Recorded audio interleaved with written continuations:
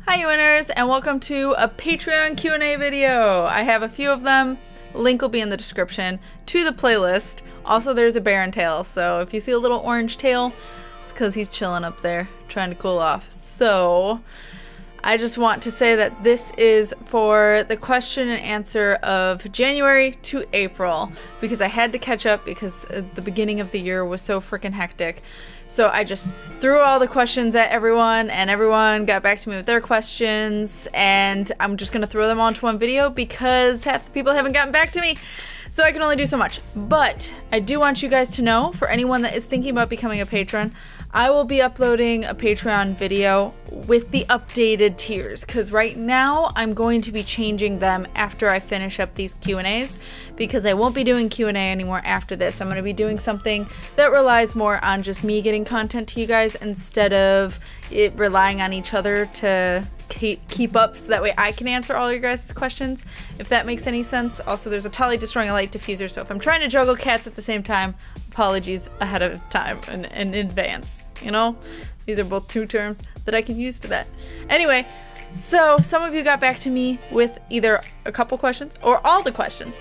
So I will answer those in this video, and then I'll get back to you guys very soon on what the next few months are, because then we gotta do May and June. I'm gonna knock those out in one video, and then I'm changing the schedule for July. So again, I'll be putting up a Patreon video with the updated tiers to let you guys know. So if you guys are thinking about becoming patrons for at least the $10 tier, wait until that video comes out, so that way you're not like, well, I was expecting a Q&A, because that's not gonna happen anymore after this. So the first person is Chris, and Chris asked, are the new games coming out this year overwhelming you?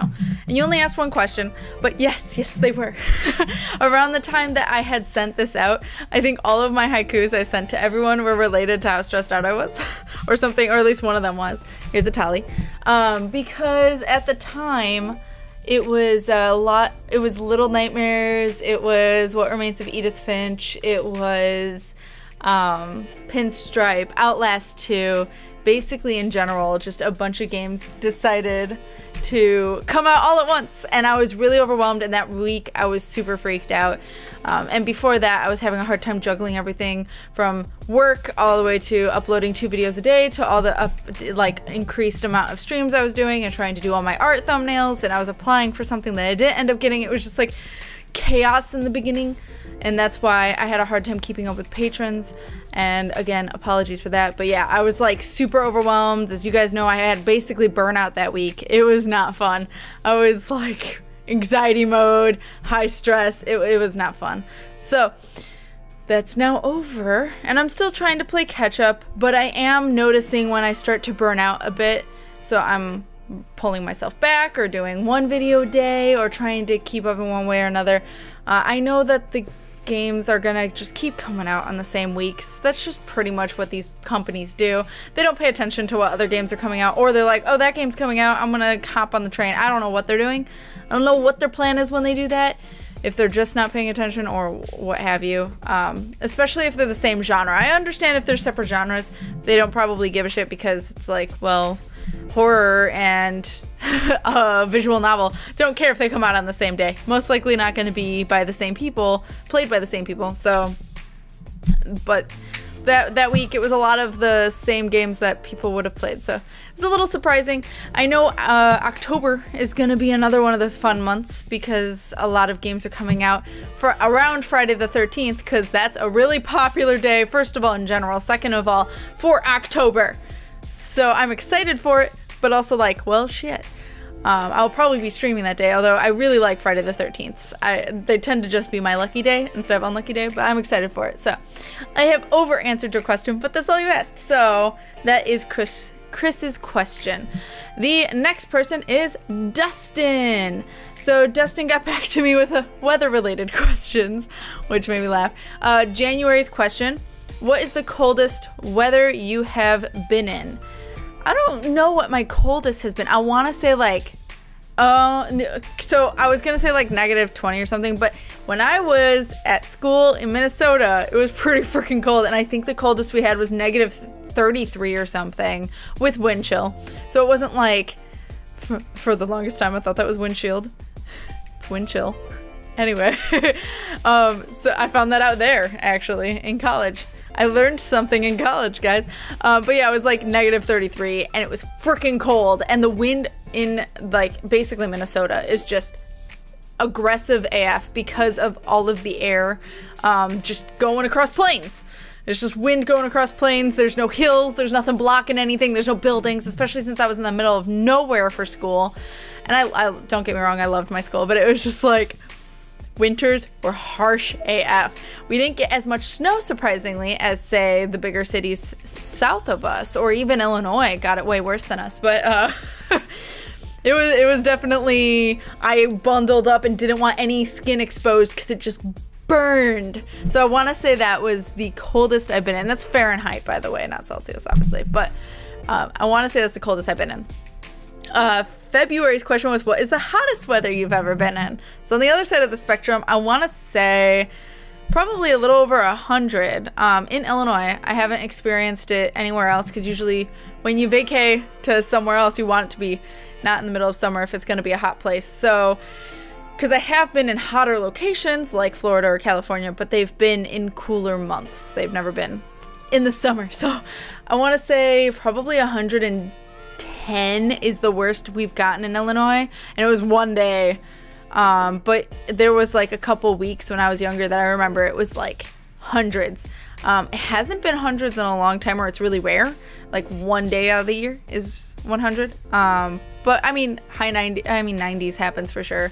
And it sucks, and it's sticky, and it's gross, because it's not just hot. Like, I've heard that our hot, and I've heard this from a couple of people, that our hot in, like, northern Illinois, southern Wisconsin, is basically, like, sticky hot and humid AF. It's not like going to Southern California or Texas even, or, well, I guess Texas is kind of weird in its weather is what I've heard, but like Phoenix, Arizona right now is getting like 120, and I've heard from people that are there that it's actually hotter up there here to them because of just the humidity and the heavy air. Like, they don't want to move. It's just like gross.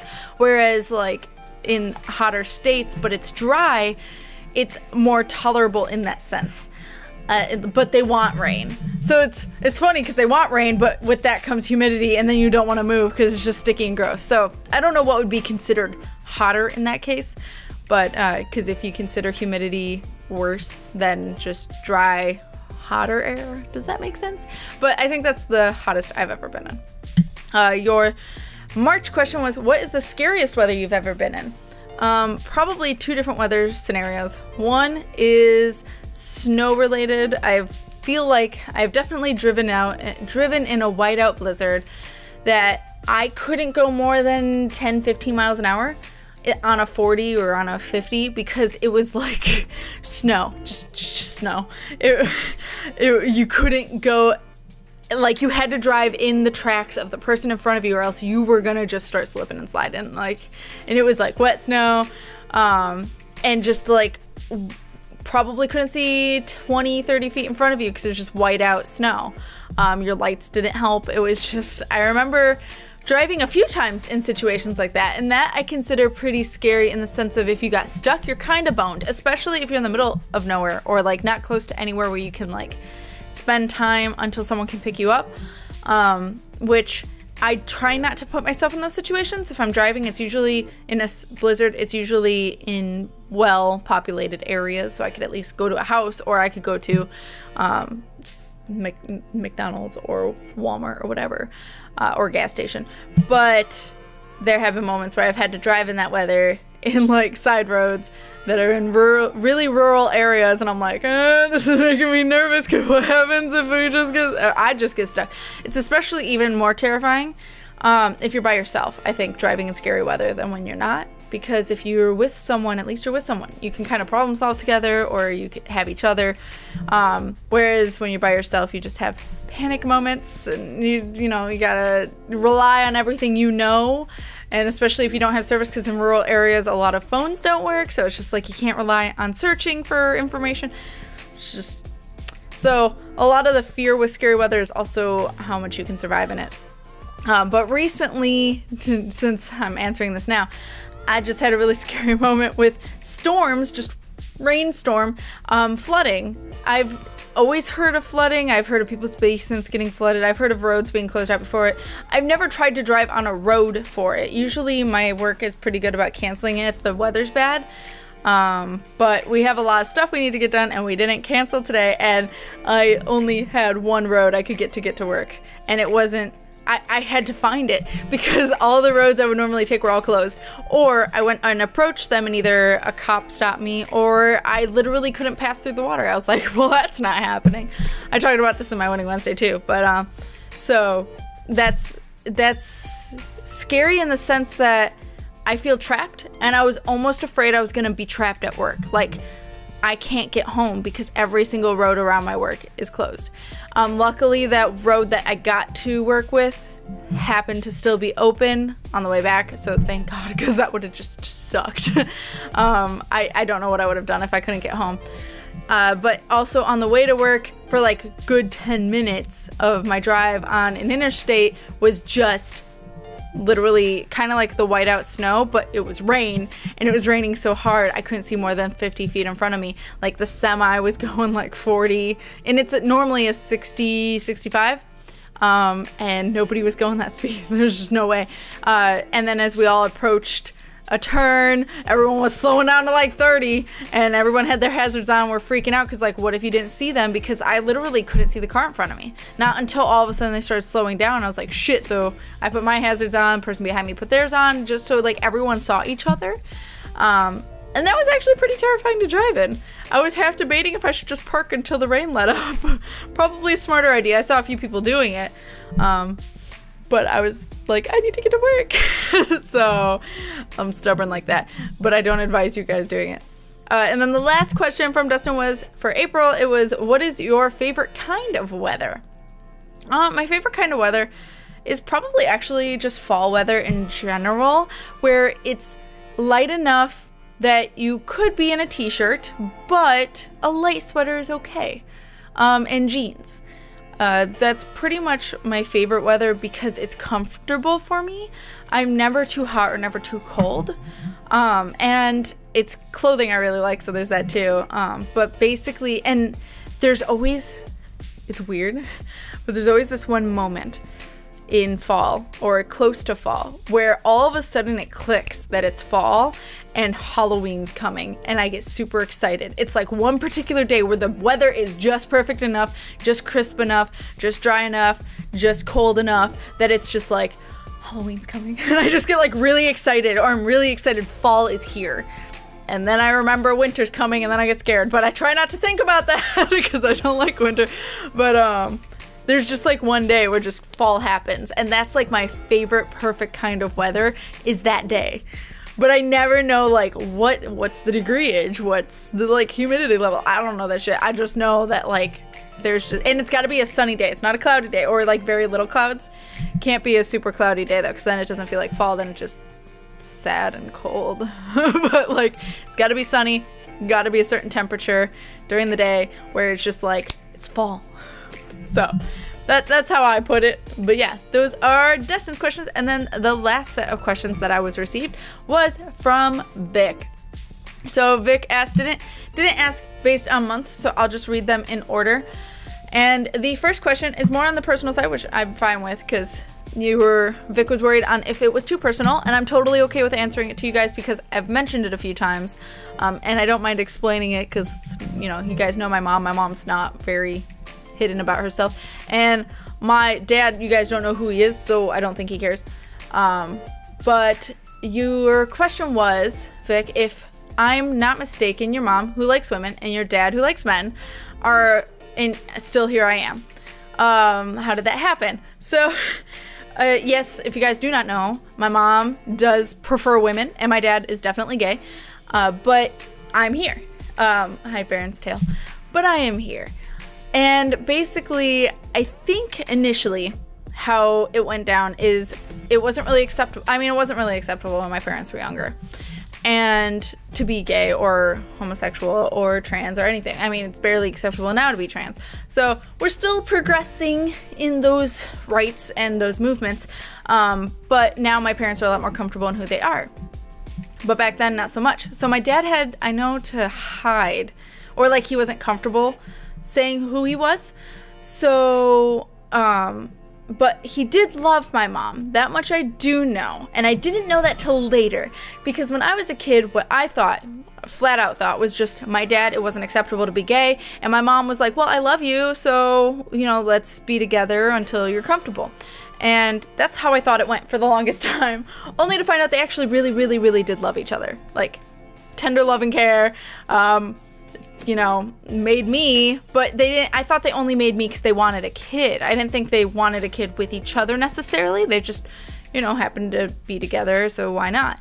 But apparently, yeah, they just really actually did care and love for each other, and were dating while, well, you know, together, actually together, while I was young. It wasn't until probably late middle school, high school, that they actually started being more in their ways, like my dad being more just with boyfriends and not really with my mom, and my mom wasn't with my dad but was dating girls.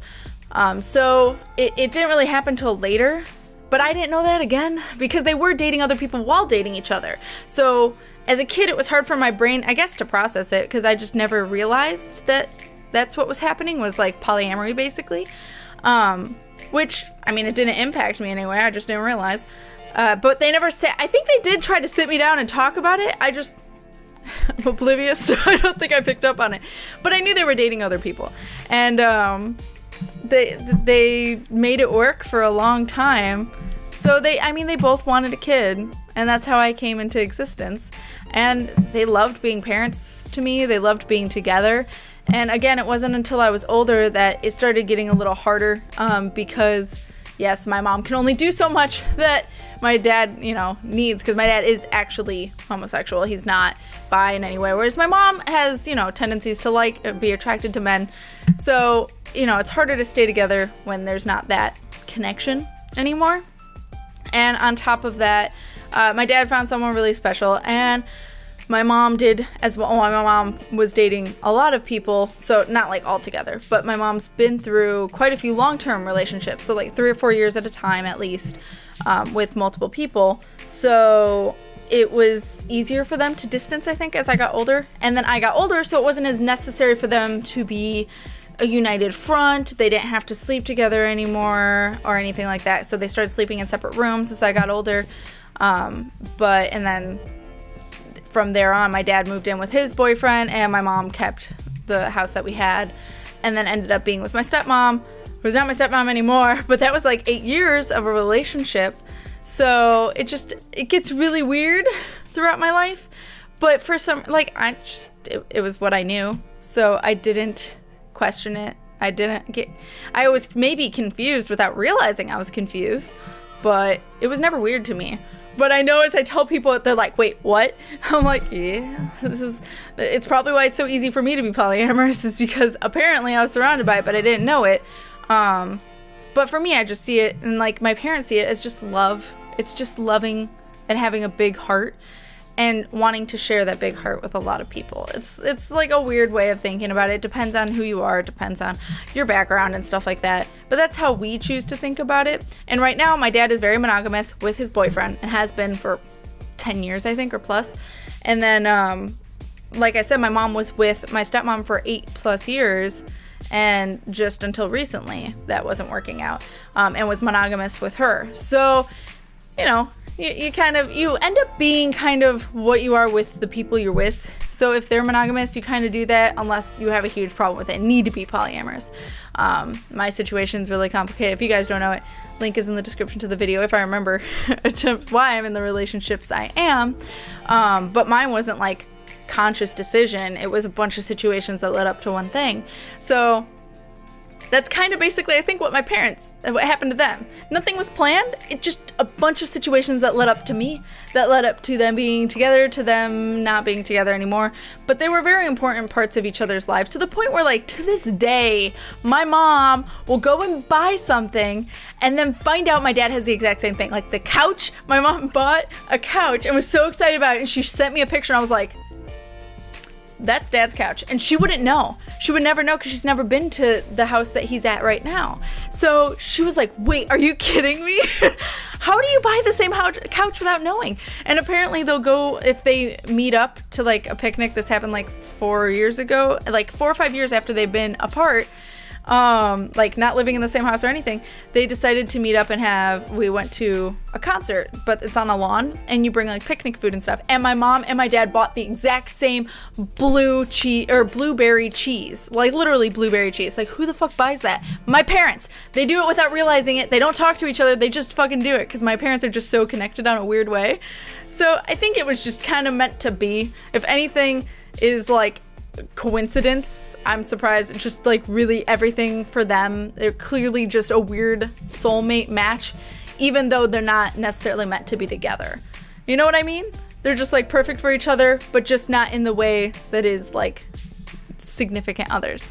So that's how it is now. That's how it evolved to the way it is. It's a long story, and I'm sure they have far more stories to tell that my mom could probably tell in her own time if she would like to.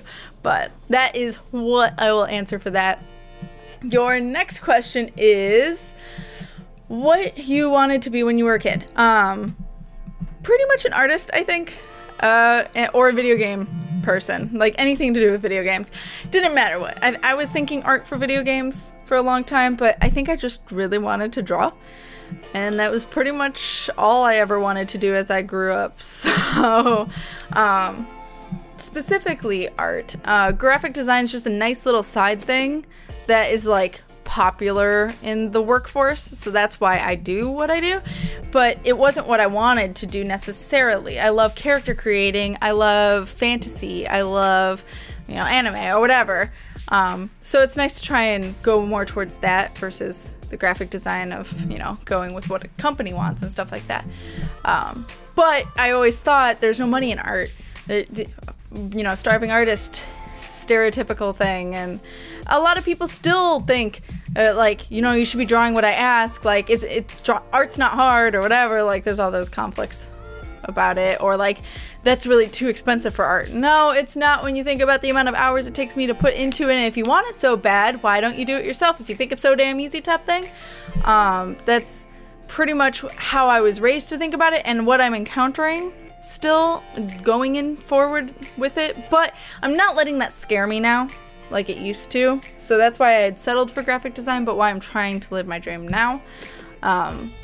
But yes, you also asked, when did your art vocation arise? So pretty much I'm thinking that's more along the lines of like why did I want to be an artist, or what inspired me, or stuff like that. Pretty much my parents let me draw on the walls when I was a kid, in my room only. If I did it once outside of the room, like on the stairwell or something, and my dad got so upset he made me hand wash it myself, and ever since then I never did it. And I was like really young, like I had to have been like 3 or 4, and my dad's making me like scrape my freaking crayon off the wall. So ever since then I never did it because I was so afraid of having to wash it again. So I always did it in my room, and my parents let me just all over. You could tell how tall I was because the drawings only reached so high. But then as I got older, my parents painted over it and stuff like that. But that really, I think, helped spark my creativity. I had stories with a bunch of the shit. Like, my imaginary friend lived in the hole in the wall, so my dad thought she was a mouse. No, she was a person. She was just a shapeshifter. It's fine. That's basically... But my dad, for the longest time, thought my imaginary friend was a mouse because I drew a mouse hole with a ladder leading up to it. So, like, it was just like... I built stories. I built friendships because I was an only child. I didn't have friends. So, like, this helped my imagination and creativity grow and kept me from feeling lonely, in my opinion. So that's basically what inspired me to draw. And as I got older, watching cartoons, watching anime, once I realized anime existed, was like mind-blowing to me because I loved the art style, and I felt like I connected more with it than an exaggerated cartoon style. So yeah, it's just like a lot of things kind of led up to where I am. Your next question is, how are the studies there for that? Is it a university or other specific schools, and how many years? So art is very ambiguous, and it also depends on what you want to do. So I went to school for studio art, which has nothing to do with almost anything. Honestly, studio art, as much as I learned a fuck ton, and I did, and it helped me draw way better than I ever knew how to when it came to art and proportions and lighting and just all this stuff that I never would have known otherwise. I would have never known that going to graphic design school or anything like that.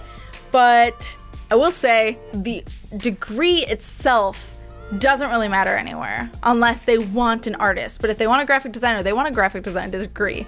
So it was really hard for me to get a job at all. I honestly, the only reason I got the job I did was because I had connections with Shy Guy's dad, who knew one of the people that worked at the company. So like otherwise it would never have happened, because they were like, what the fuck is this studio art degree at a liberal arts college?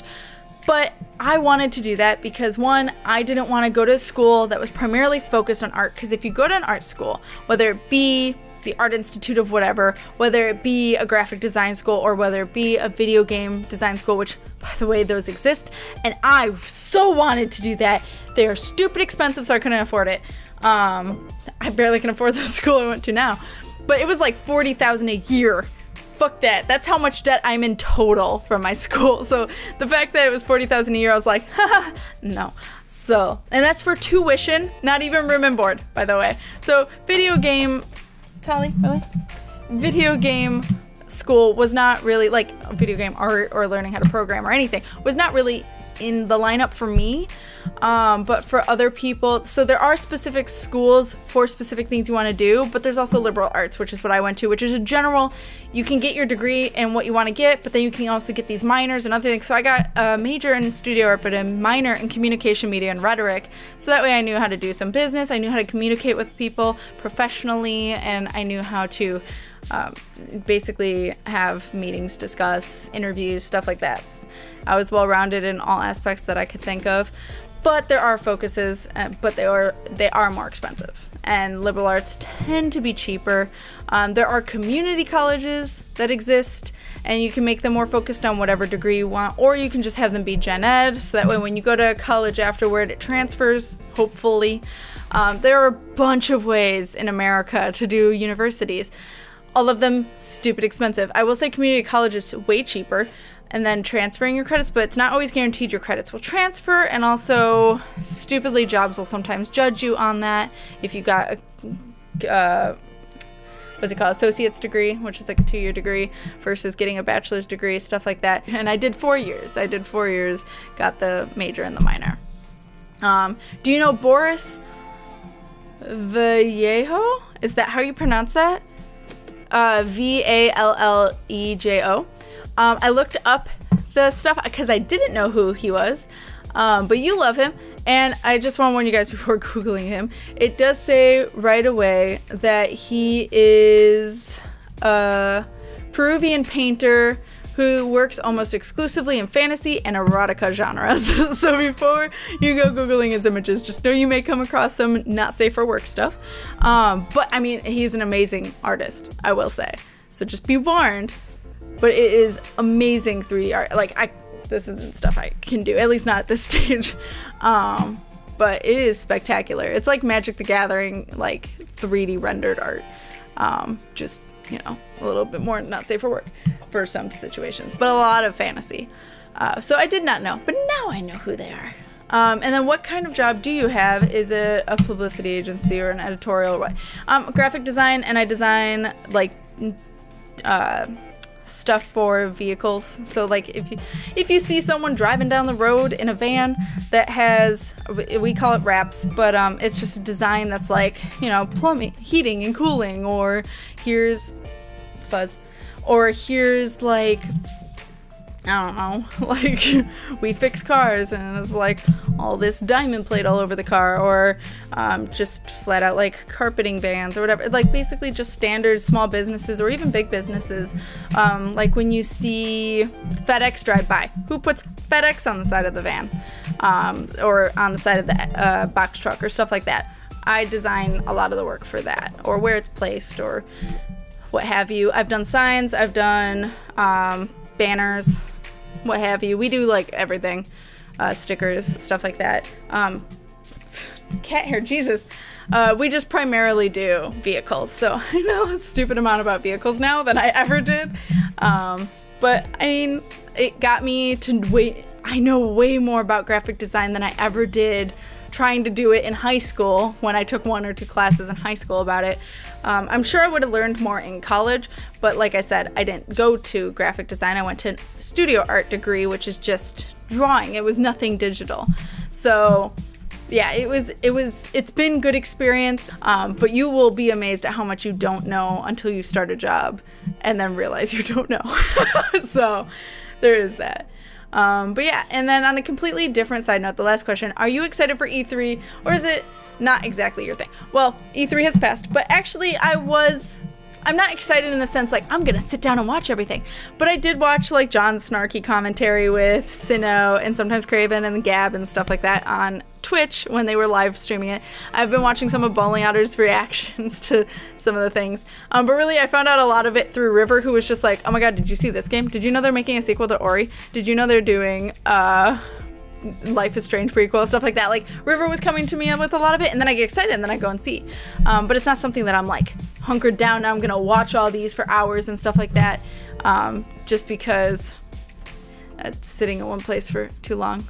And I don't tend to have opinions on a lot of games because a majority of them are not my thing. So or I've never played stuff like everyone's excited for Beyond Good and Evil or 2, or for Wolfenstein 2, is it? Or just Wolfenstein? Stuff like that is not the stuff I'm into, but like a lot of people are excited about. There was a lot of racing games, there was a lot of shooting games, which you guys know I'm not good at. So I was excited about very few amounts of games, but I am very excited about them. So like the 2 I'd listed, Ori and Life is Strange. Also, The Evil Within 2, I'm conflicted about, but we'll find out how it is, because I loved the DLC, hated the game.